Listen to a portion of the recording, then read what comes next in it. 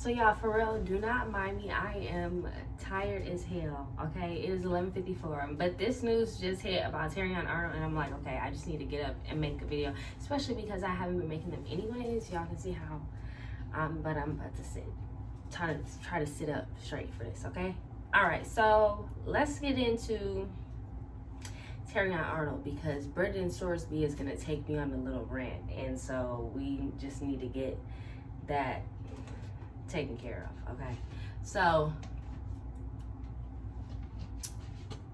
Terrion Arnold, this is stemming from an alleged kidnap. Okay, this all started from a robbery that took place at an Airbnb on February 1st. Now, Terrion Arnold rents this Airbnb in Largo, Florida with like 6 other people. And they apparently would stay there like periodically in Largo, Florida or whatever.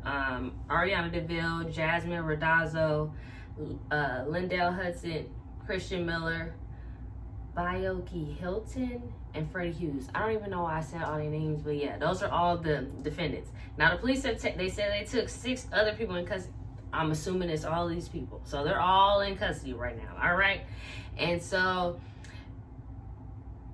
Terrion Arnold, Hilton, and Hughes, and another individual reported property that was totaling a loss of $250,000 out of that Airbnb. All right. And so Terrion Arnold ends up going to Largo Police Department and reports on February 3rd. That same day, a couple hours after he had reported, apparently there was an alleged assault. Now, they're saying that they held him against their will and somebody was pistol whipped, and there's apparently a group chat that is Terrion Arnold and somebody else communicating to other individuals about what to do during. And now this is all alleged. I should have said that at the beginning. I'm actually put up this a little clip. This is all alleged.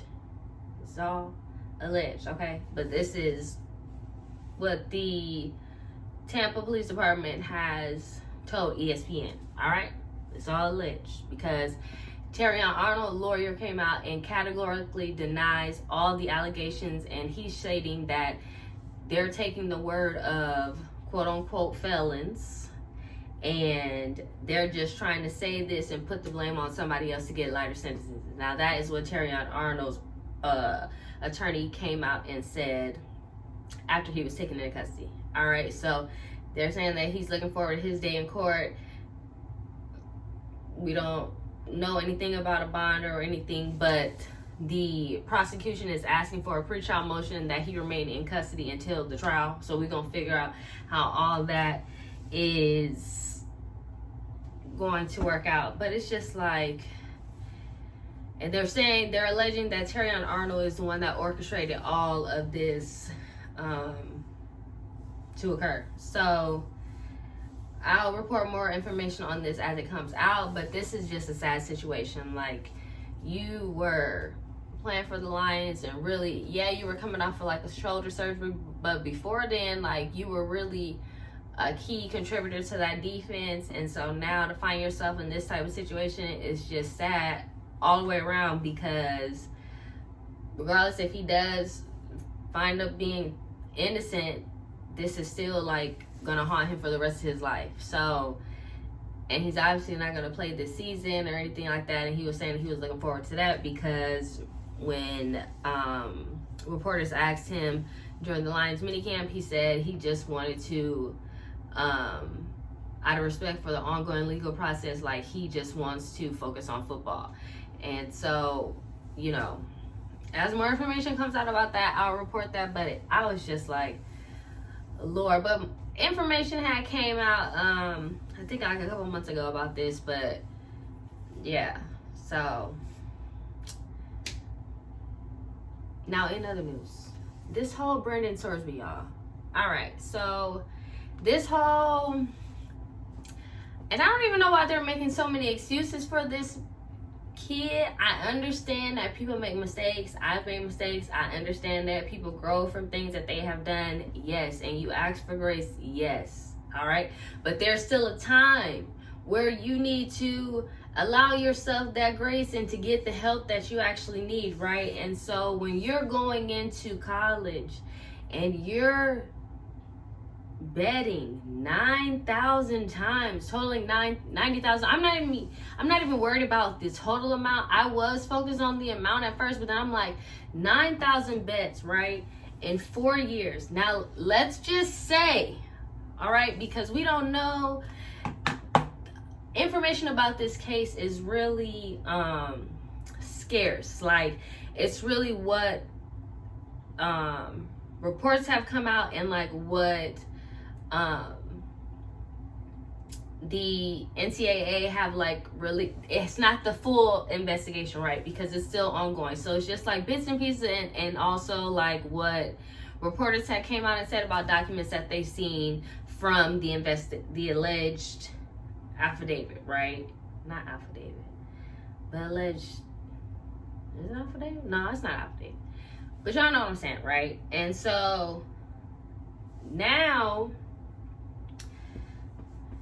I'm focused on the 9,000 bets, because if it's 9,000 and then over 4 years, because he was at Indiana, Cincinnati 2 years, and then Texas Tech, right? So over 4, we're just gonna say 4 years. Where's this damn calculator on this phone? Y'all, this is my other. All right, here we go. Cause I don't know where the button's at. And I already calculated this. I should have this written down. But as I said, it is 12:0. Do y'all see that? It's 12:01. All right. But I'm like, I just need to get up and make this because, child, it's too much going on. All right, so that's $2,250. All right. And let's just say that this man, so that's 2,250 bets a year, right? Now we're gonna divide that by, there's 365 days a year. Let's just say he bets every day. Motherfucker don't bet. I'm gonna have to cut that out. He don't bet every day, but let's just say 365. That's 6 bets a day, child.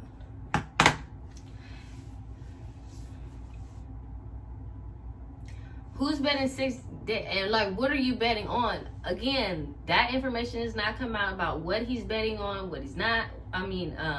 What sports. A little information. They're saying that yes, he bet over 40 times for Indiana, but he's also bet in his sport and in pro sports and college sports. But they haven't come out with more information on that. But it's a total of 9,000. That's a hell of a lot of bets, right?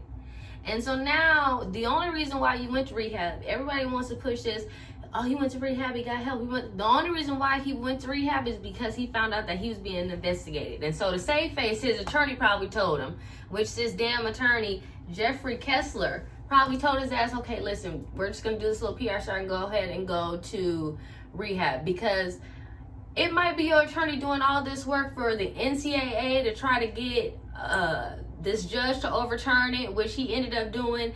Then the NCAA wants to go ahead and ban you. The Big Ten said, we're not playing you. Team said, we're not playing you because we don't know. You are a quarterback.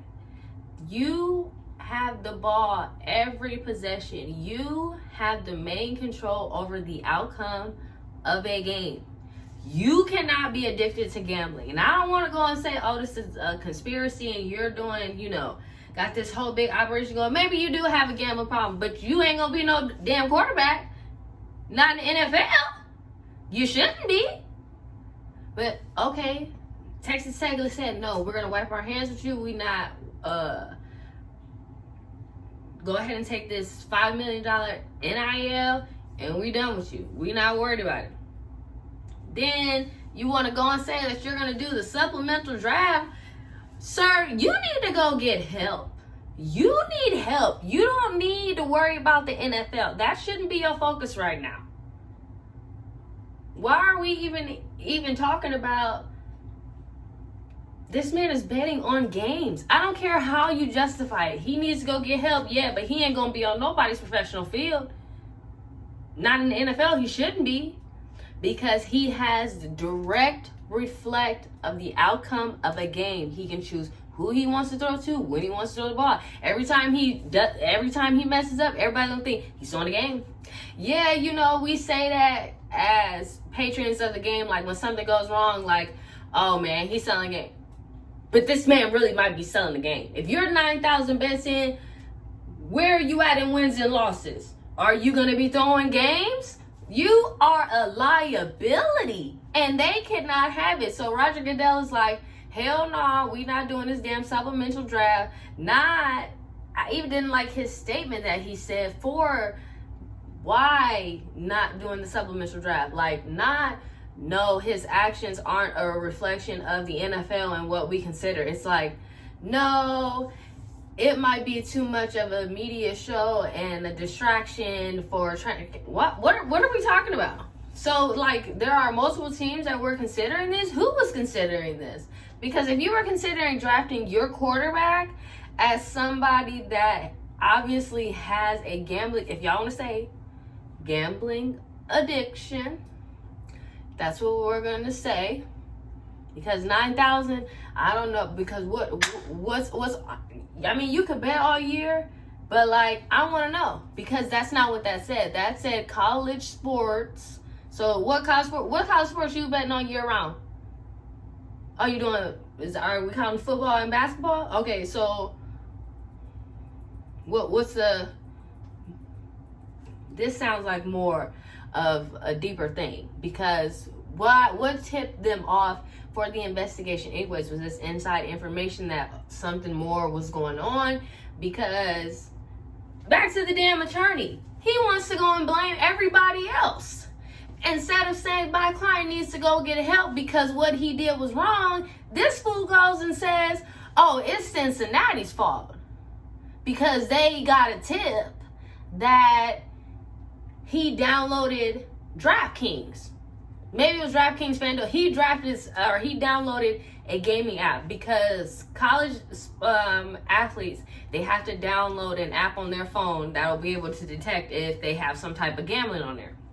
Okay, so if that is true, we're gonna go ahead and we're gonna come back to that. We're gonna come back to that real quick. So if you're saying that that's Cincinnati's fault because they got a notification that he downloaded something, they asked Brendon Sorsby, he said, oh no, it was an accident, he didn't mean to do it, cool. If you go ahead and you proceeded to do bets after that, you knew that it was wrong because you already got notified by Cincinnati that wasn't okay. If you didn't know about that already, because coming in as a college athlete, like, you already know that is against the rules. That's why you went ahead and had your family go ahead and doing it. So you knew what you were doing was wrong. So it's not like, oh, that's Cincinnati's fault. You knew that was wrong and you went and did it anyway. So let's go ahead and cut that out. That ain't fucking Cincinnati's fault. And then, for me, it's just like the goalpost just keeps moving. Because when I mean, listen, I know that people, you know, have gambling problems and they have talked about it, that have been players and stuff like that. And it's not like people haven't been drafted that have gambling problems and came out and said that. I understand that. But this is a problem, and this is somebody that needs to take a couple of years off. We're not talking a couple weeks and you're going to go to a 30-day program. No, gambling is something that, to stop it, you're going to have to work on that every single day. And that needs to be your focus if you really want to get help. Not trying to be on the field and learning anybody's playbook, which takes up a lot of your time. And again, you're not, depending on who's going to draft him, which there were some names coming out there, but I'm not, again, that's just speculation, so I'm not going to do that. But whoever was going to draft him, it's just like, I'm going to look at your organization in a different light, because it's like you condone something like that. This is not no generational talent, okay? Like, he went to multiple schools for a reason. All right, this isn't no generational talent that's going to be walking on and starting on anybody's field. So we can go ahead and stop it right there. I know that reports have come out and they want to say, you know, oh, if he went in draft, he would be behind Ty Simpson. Listen, y'all, again, Ty Simpson's not even all that. I don't even. We can talk about it. We can talk. Y'all know where I stand. So, but yeah, I can go on a rant. I kind of went on this for a little bit of time, y'all. But yeah, I'm glad that Roger Goodell put a stop to this and said that there's not going to be a supplemental draft. So his only way now, if he is going to want to continue to play football, which I think his focus should be on getting help, but if his focus is football, the only other way is going to be Canadian League, because you ain't playing on nobody's professional. And then then the fool talking about after Roger Goodell denied it and said there's not going to be a supplemental draft, this fool Jeffrey Kessler said, you know, this is a violation of NCAA. He's going to talk to NFLPA. He ain't no damn NFL player. What you gonna talk to them? They can't help you, sir. They can't help you. They only help players, and he wasn't even drafted. What are we talking about? The place that you was supposed to talk to denied your ass. That's why you went to a higher up court. And because he was a Texas Tech alumni, that's the only reason why he overturned their decision and made your ass eligible. And then when shit hit the fan, you wanted to go ahead and go to rehab. But your ass probably somewhere popped up on a goddamn beach, thinking you was going to be on somebody's NFL field throwing goddamn games. Not nowhere here. True. But yeah, y'all, I just had to get that little rant off because, again, it's been a long time and my hair is kind of crazy because I'm getting ready for New York because night one, Jay-Z at Yankee Stadium is going down. I still got to figure out my whole outfit. I really do not know yet, but I know it's going to be a vibe. The Knicks won the championship. There's a connection, but y'all know I'm a Laker fan, so I wasn't posting no New York Knicks stuff, regardless if that's my uncle or not. Sorry. So y'all weren't gonna get that. I'm not gonna do no bandwagon. Y'all know it's Kobe for life, so we're not doing that. All right. So, but yeah, shout out to my uncle though. What else? Yeah. That's it, y'all. Because I need to go to bed. Because I need to edit this because I'm going to have it posted because it's this Terrion Arnold stuff is, yeah. So, I'll see y'all in the next video. Now, there are WNBA games tomorrow. I was going to do today and I ended up not doing the Atlanta Dream and the Valkyries because, thank God, because the Atlanta Dream had 9 points in the second quarter. The fuck. So, thank God. I wasn't going to do those earlier games like, the Lynx and the Mystic, but they had just played each other and like I just wasn't really trusting that. Like these back-to-backs, I don't really know about those. Like the Fever had won the first one and the Mercury lost it. Now Caitlin Clark did go out, but yeah, still. And it was real tension from the first game. So I kind of like these back-to-backs. I just kind of talked myself out of it. Anyways, y'all. This is how I know I get back, because once I just come back, it's like... So, I will see y'all in the next video. Or I'll come on TikTok Live. Y'all know I'll be on TikTok Live.